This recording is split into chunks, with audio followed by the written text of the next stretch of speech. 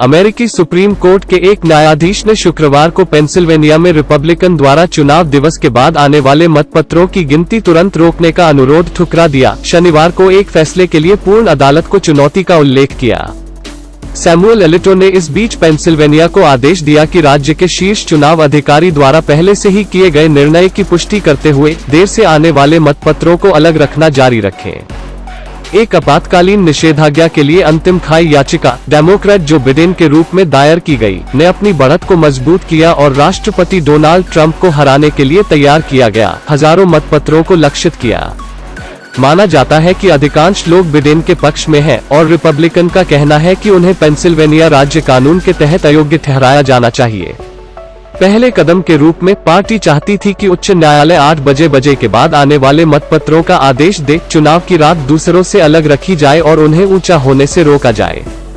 चिंता की बात यह है कि अगर उन्हें अन्य मतपत्रों के साथ मिलाया जाता है तो यह उन्हें असंभव बनाने के किसी भी प्रयास को विफल कर देगा।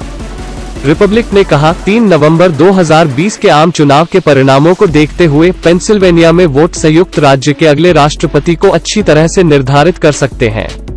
रिपब्लिकन महीनों से 3 नवंबर तक पोस्ट किए गए मेल इन मतपत्रों को स्वीकार करने और शुक्रवार तक पहुंचने के एक राज्य के फैसले से लड़ रहे हैं। पहले स्वीकृति की समय सीमा चुनाव दिवस थी। राज्य सर्वोच्च न्यायालय ने निर्णय को कानूनी रूप से खारिज कर दिया और फिर संघीय व्यवस्था में अपील की गई।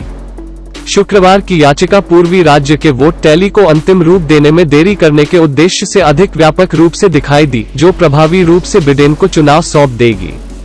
देरी के कारण मतपत्रों की वैधता के व्यापक मामले को फिर से खोलने के लिए उच्च न्यायालय को समय मिल सकता है। अगर अदालत मतगणना पर रोक जारी करती है तो भी कोई फर्क नहीं पड़ता। चुनाव विश्लेषकों का कहना है कि राज्य में ट्रंप पर लीड के मतों की संख्या बिडेन की अगुवाई से बहुत कम हो सकती है।